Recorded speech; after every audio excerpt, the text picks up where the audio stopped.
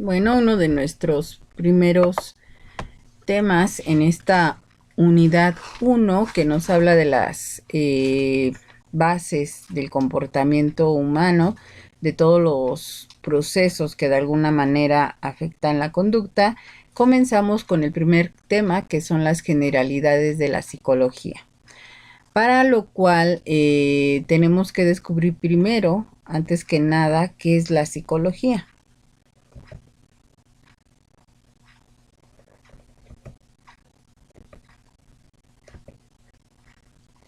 Y bueno, el objetivo de este primer tema es conocer las generalidades de la psicología desde su concepto hasta una breve reseña histórica. El concepto de psicología proviene de sus raíces griegas, son psique, que significa alma o mente, y logos, que significa tratado o ciencia. Por lo tanto, podríamos decir que es el tratado o la ciencia del alma o la mente. Pero muchas personas cuestionaban esta parte. Ahorita vamos a ver lo de la historia y nos vamos a dar cuenta por qué de alguna manera no lo dejan como tal. Y por lo tanto podemos decir que abarca más allá que solamente estudiar el alma y la mente, que uno preguntaría, ¿y cómo lo compruebo? Y bueno, nos dicen que es el estudio del comportamiento humano y de los procesos mentales, que de alguna manera es lo que podemos nosotros ver o percibir de los otros. Y abarca todo cuanto la gente piensa y siente. Y ahorita vamos a ver cómo va cambiando históricamente ese objeto de estudio inicial de la psicología. Vamos a hablar de la psicología dividida en dos partes, lo que es la parte precientífica, que va del siglo V al siglo VI antes de Cristo, hasta el siglo XIX después de Cristo, porque es una de las ramas de alguna manera más apegadas a lo que es la filosofía, que trataba de trabajar todo esto del pensamiento, pero la filosofía también trabaja esta parte del pensamiento y de alguna manera la psicología trataba de buscar cómo estudiar al ser humano, pero desde otra base, que ya no fuera su cuerpo, sino que fuera más allá, y por eso partimos de esta parte de la existencia del alma, de poder estudiar la mente, que obviamente conforme vamos a ir viendo, les digo, la historia, nos vamos a dar cuenta cómo va generando ciertos cambios hasta llegar a lo que ya es una psicología científica, donde ya hay una comprobación. Y la psicología científica aparece de 1879 a nuestra actualidad. Y bueno, comenzamos con la psicología precientífica, donde vemos que la vida del hombre estaba dominada por su mente, porque se dice que el ser humano es un ser racional. Entonces, desde aquí nos están diciendo que tenemos que estudiar lo que son la mente, la razón de la persona, pero decíamos, la filosofía también estudiaba los pensamientos. Entonces, ¿cómo vamos este, a ver esta parte de la psicología? ¿Para qué la psicología, no? De ahí pasamos a otra postura en la que entonces decían, bueno, entonces vamos a ver que se estudie al ser humano desde sus percepciones humanas, que se recurría a esta parte por medio de la observación, que era una forma de conocer al hombre. Entonces teníamos que estarlo observando. ¿Y qué podíamos observar del ser humano? A partir de ahí también se va generando una serie de, podríamos decir, de observaciones de qué es lo que ocurría cuando lo veíamos, pero todavía aún así no había un objeto de estudio como tal. Entonces se comienza ya a hablar de alguna manera desde la filosofía, se comienza a partir de algunas corrientes y se puede decir que algunas de las corrientes que ya comenzaban a trabajar esta parte de la psicología aparece lo que es el dualismo, que aparece hacia el siglo XVII, donde dice que el hombre se divide en dos elementos, el espíritu y la materia. Que está dividido el espíritu y la materia. Esto nos lo decía Descartes. El espíritu tiene que ver con el pensamiento y los sentimientos. Y la materia tiene que ver con el cuerpo, con el ser físico. Ajá. Que algunos decían que no tenían relación lo que ocurría en el cuerpo y lo que ocurría en la mente o en los pensamientos o en los sentimientos. Pero otros decían que sí había una interacción entre mente y cuerpo, ¿sí? Que lo que ocurría aquí con mis pensamientos y mis sentimientos influía en cómo estaba mi cuerpo. Igual, lo que ocurría con mi cuerpo influía en mis pensamientos y en mi sentir, ¿sí? Más adelante, aunque aquí se peleó mucho por esa interacción, Descartes nos decía que sí había una interacción entre ellos, aunque estaba dividido el ser humano, pero no estaba completamente suelto. Había cierto lazo entre el espíritu y la materia. Uh-huh.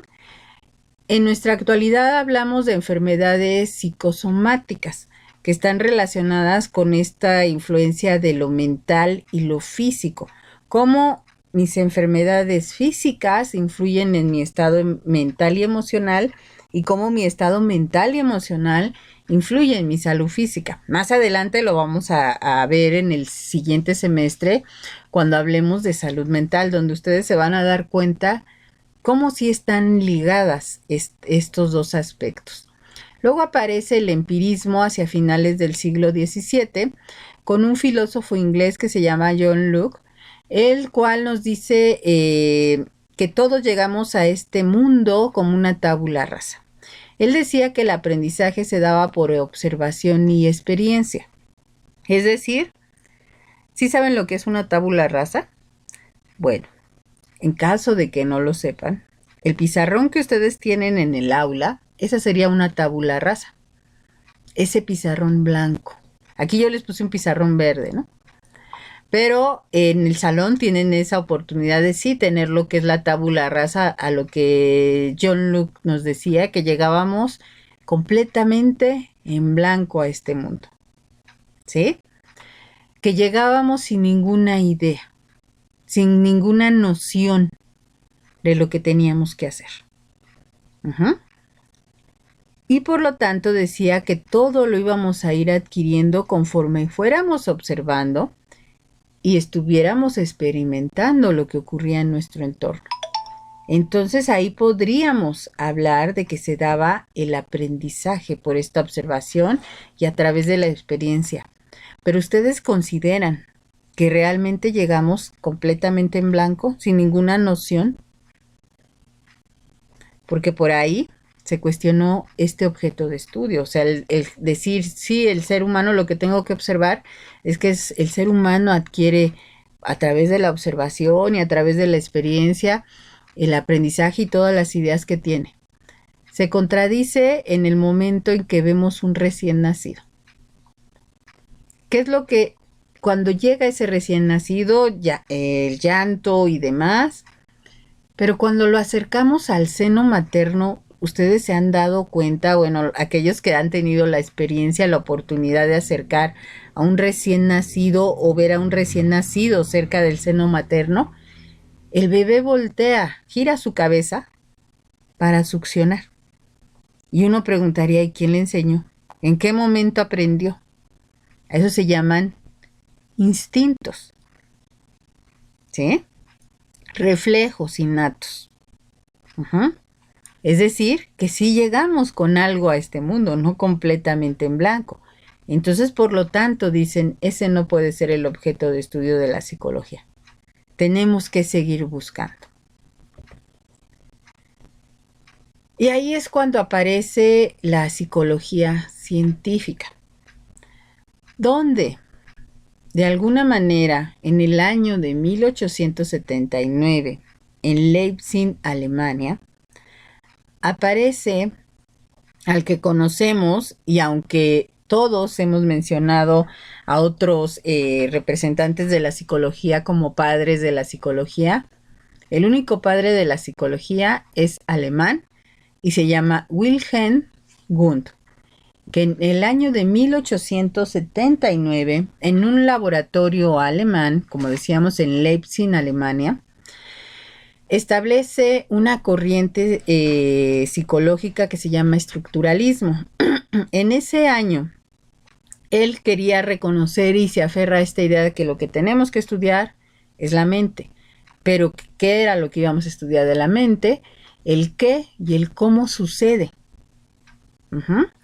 Entonces él comienza a estudiar la estructura básica de los procesos mentales, para que ahí ustedes vean estructuralismo, estructura básica de los procesos mentales.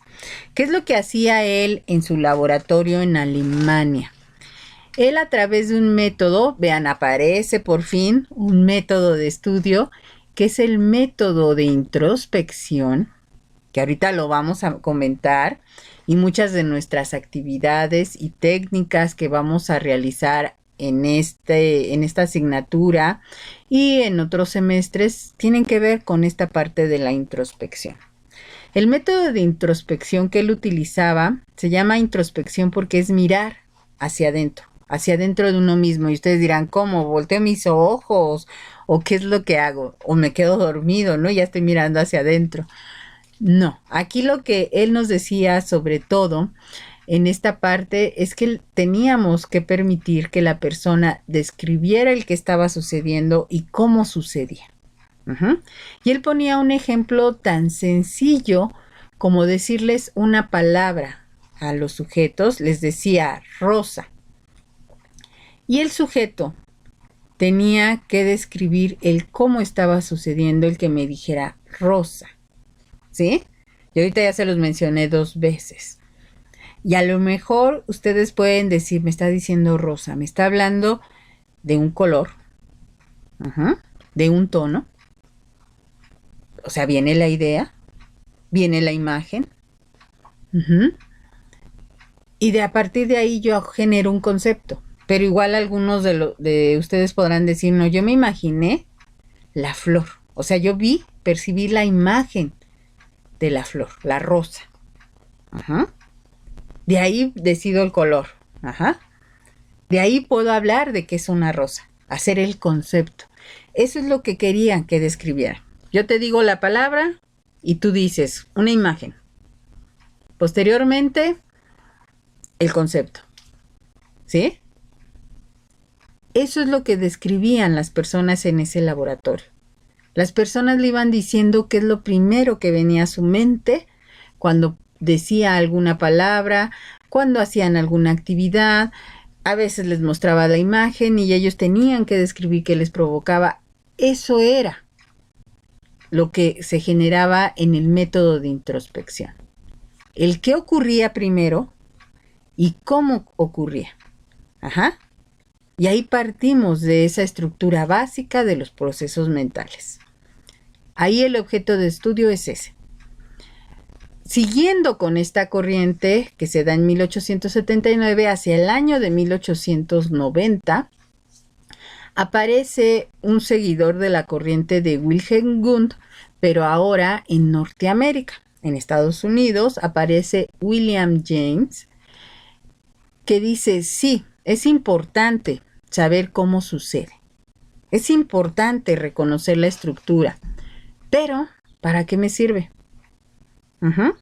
Entonces él a través de esto genera una nueva corriente científica de la psicología que se llama funcionalismo.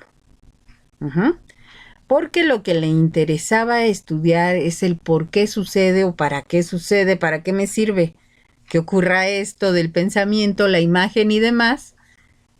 Y trataba su objeto de estudio de la función de los procesos mentales. ¿Cómo a través de ese proceso que ocurre, yo le doy una función? ¿Para qué me va a servir? ¿O por qué debe de suceder esto de los procesos mentales? Y entonces ahí es donde James se da cuenta que la función principal de que ocurriera el pensamiento era en un principio la adaptación del ser humano a su contexto Y en segundo, la supervivencia del sujeto o sobrevivencia del sujeto, ¿sí?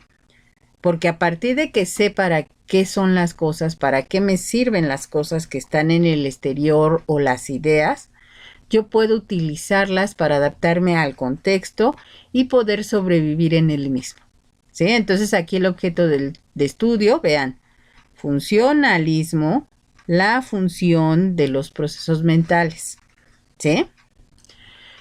Siguiente corriente científica. Aparece el conductismo hacia el año de 1924. Aquí ustedes se van a encontrar con que los años de repente suben, bajan y demás. Pero aparece el conductismo hacia el año de 1924 en Norteamérica y en Rusia, ¿sí? Aparece Watson en Norteamérica diciendo que sí, o sea, ya sabemos que hay que estudiar la estructura de los procesos mentales, sí, ya sabemos que las ideas, pero eso lo podemos observar o siempre vamos a tener que hacer el método de introspección. Entonces él dice, sí, el método de introspección está bien, es una base, pero debemos de tener otro método que sea comprobable. Entonces Watson, a través del método de observación, dice que hay que buscar hechos observables. Y Watson nos dice que lo único que podemos observar es la conducta y solamente la conducta, porque es lo que vemos que está haciendo el otro. Y entonces él inicia esta corriente que se llama conductismo, pero en Rusia lo continúan Iván Pavlov, en Rusia, lo continúa también viendo lo de la conducta, pero dice, tenemos que poner a la conducta en un, podríamos decir, en una forma de que nos ayude a hacer algo más que solamente observar la conducta. Entonces él dice que hay reflejos condicionados. Él habla de algo que se llama condicionamiento clásico, Iván Pavlov. ¿Qué es lo que hace Iván Pavlov? A lo mejor algunos de ustedes en su nivel preparatoria, en su nivel bachillerato, llegaron a escuchar sobre él. Y él propone este condicionamiento clásico, donde nos dice que a todo estímulo hay una respuesta. Que a todo estímulo que va a realizar o nos va a proponer nuestro contexto, vamos a tener una respuesta. ¿Qué es lo que él realiza? Él observa la conducta de unas mascotas que tenía en casa, unos perros, y se da cuenta que cuando él lleva la charola del alimento, los animales comienzan a salivar. Entonces, él se da cuenta de que hay una respuesta. El estímulo es ver la charola del alimento, el alimento que lleva, y el animal saliva. Entonces él dice, pero podemos modificar eso, podemos buscar que se le dé otro estímulo y que se tenga la misma respuesta. Y entonces él propone el sonido de una campanilla.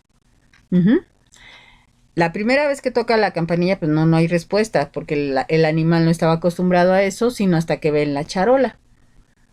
Segundo día, no hay respuesta. Así pasa una semana hasta que a la semana suena la campanilla de nuevo y el animal saliva, comienza a salivar. Ya había un estímulo-respuesta. Por eso habla del reflejo condicionado. Es decir, él considera que nosotros podemos meter ciertos estímulos y vamos a obtener una respuesta. No sé si en la institución siga ocurriendo, pero yo recuerdo que salían al receso a las 10:20 y desde las 10 de la mañana tenemos una iglesia, una pequeña capilla en la calle de Calvario que suena sus campanillas a las 10 de la mañana. Y extrañamente todo el alumnado comienza a decir, ay, ya hace hambre, ¿sí? Para que sea algo similar, para que vean cómo sí los reflejos se condicionan y cuántas cosas no hay condicionadas. Anteriormente, cuando ustedes eran más pequeños y iban a la primaria, el timbre para el receso, el timbre para salir, Y así podemos hablar de un sinfín de cosas, la alerta sísmica en nuestra actualidad, donde todos salimos, ¿sí? Son de alguna manera esos reflejos condicionados. A todo estímulo hay una respuesta. Pero no se quedan únicamente con esa idea, y en Norteamérica de nueva cuenta Skinner, que este autor norteamericano, dice, pero nos debe de servir para algo, el que podamos condicionar la conducta, ¿sí? El que podamos poner un estímulo y esperar una respuesta. Entonces él habla del estímulo, habla del condicionamiento operante, porque debe de tener una función. Y él habla de un reforzamiento, ¿sí? Y él ya habla del estímulo condicionado, donde nos habla de que debe de haber un reforzamiento de esta conducta esperada y por lo tanto hay un premio castigo. Skinner lleva esto del condicionamiento operante hacia el área educativa. ¿Y qué es lo que ocurre? Hay un premio y un castigo y hay una respuesta esperada del sujeto.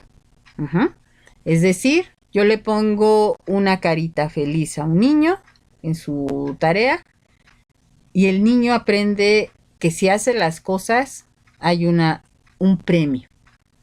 Pero también, y eso ocurre mucho en preescolar, no trabaja el niño, no hace las cosas, le ponen el osito perezoso, le ponen el burrito, el sellito.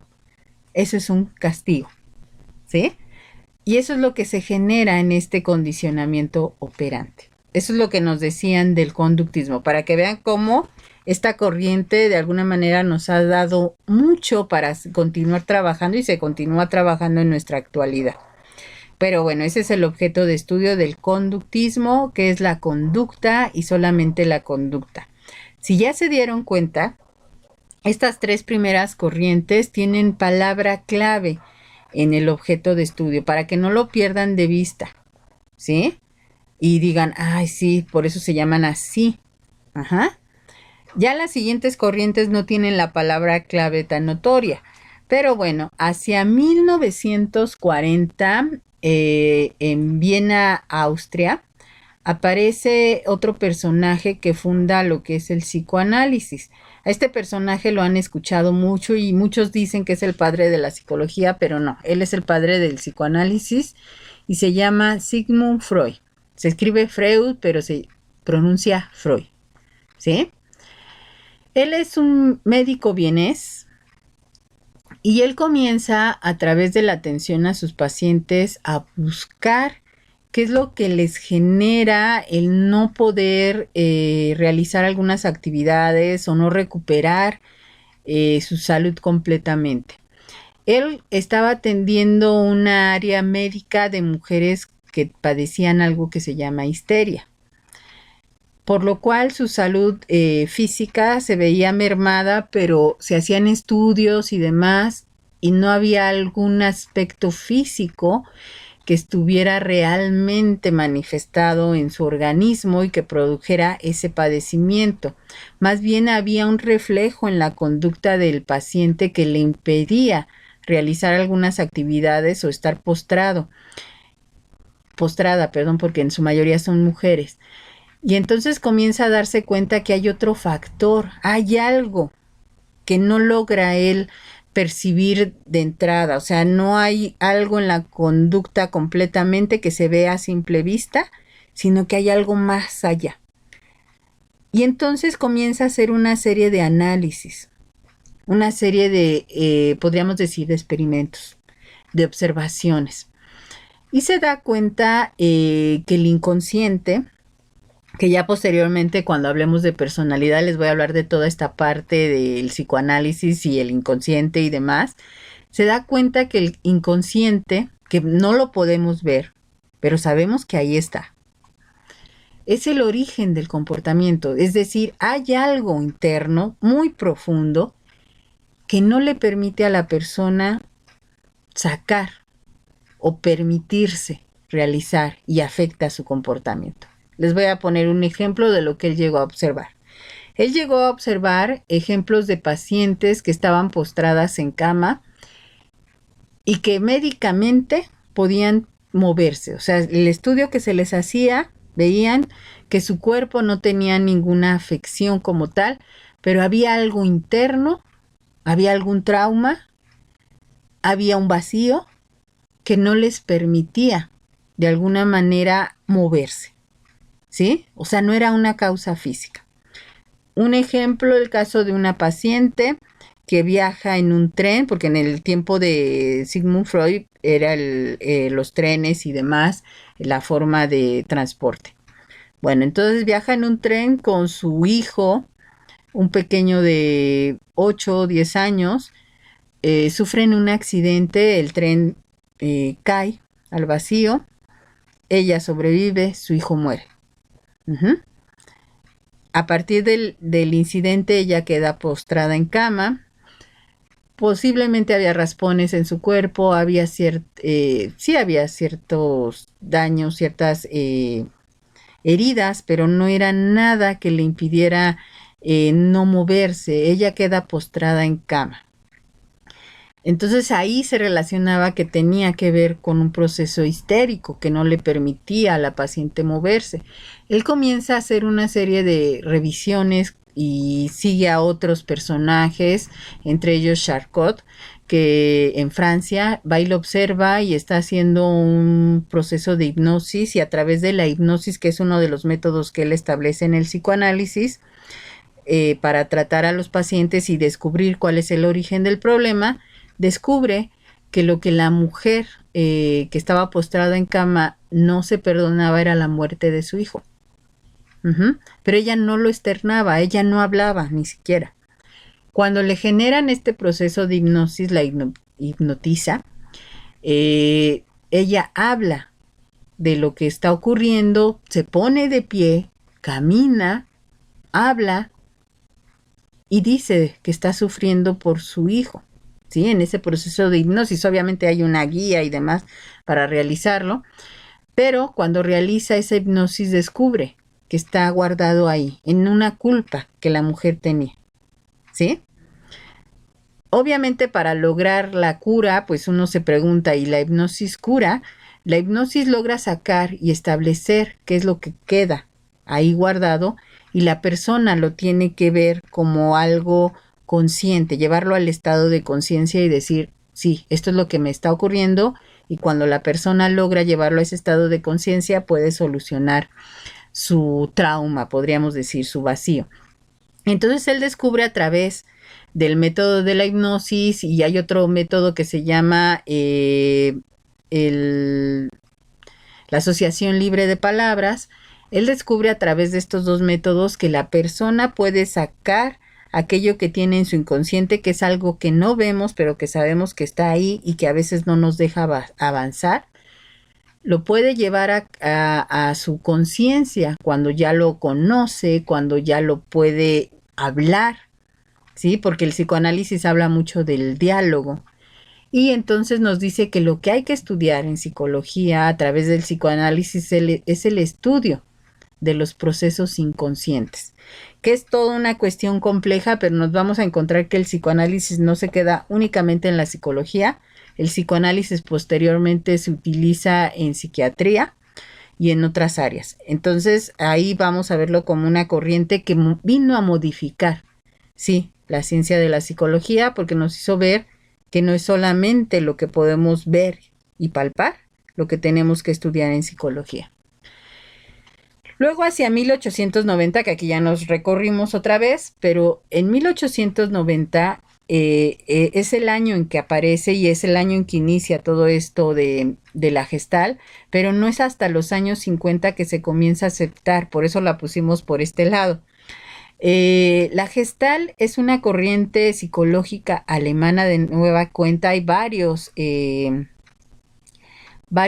representantes de esta, en la cual dice que no podemos dividir al hombre en partes, porque para ellos la palabra gestal significa de las formas o de la configuración. Nos habla que eso es lo que significa la palabra gestal.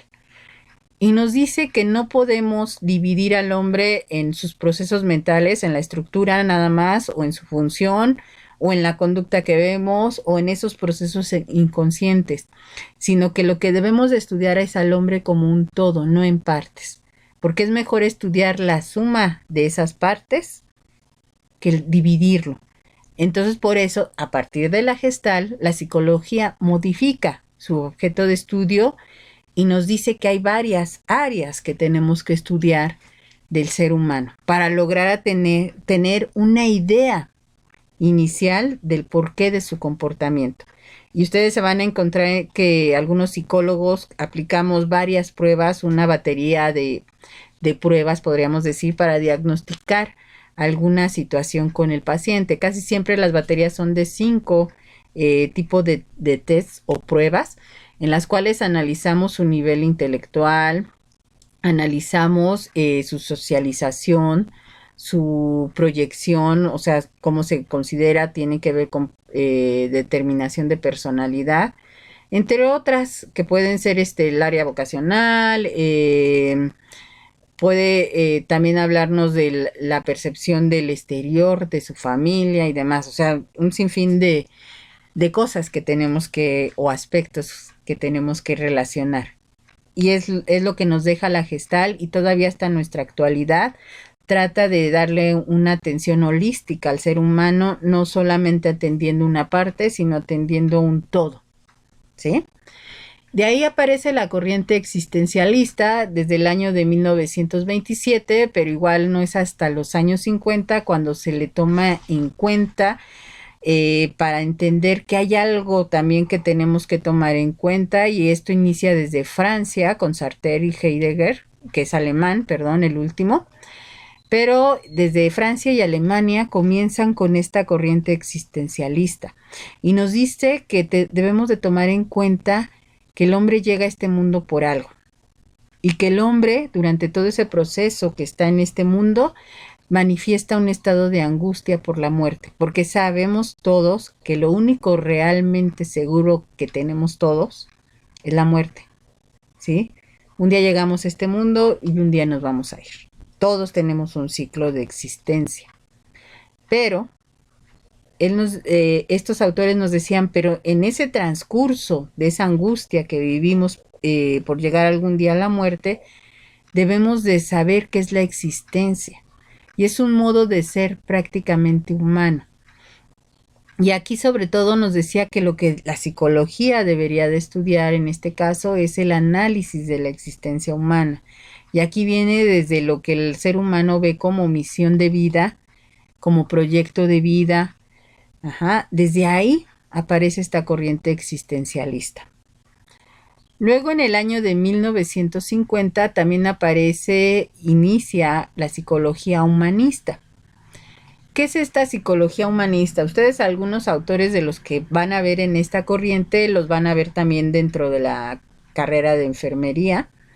Y aparece Maslow, Abraham Maslow, Rogers y May. Ellos nos dicen que el ser humano tiene una naturaleza humana, activa y creativa. Es decir, nosotros llegamos a este mundo y no podemos estar paralizados. Tenemos que hacer algo y por lo general siempre estamos creando cosas, aunque uno no lo crea, ¿sí? Y aquí ellos regresan otra vez a esa idea de que la mente debe de ser de nueva cuenta el objeto de estudio, ya que la mente tiene la capacidad para influir y cambiar el mundo. ¿A qué se refieren ellos? Hablamos de Maslow y Roger, que nos hablan Maslow desde las pirámides de las necesidades, la motivación y demás, aquello que nos mueve para hacer las cosas.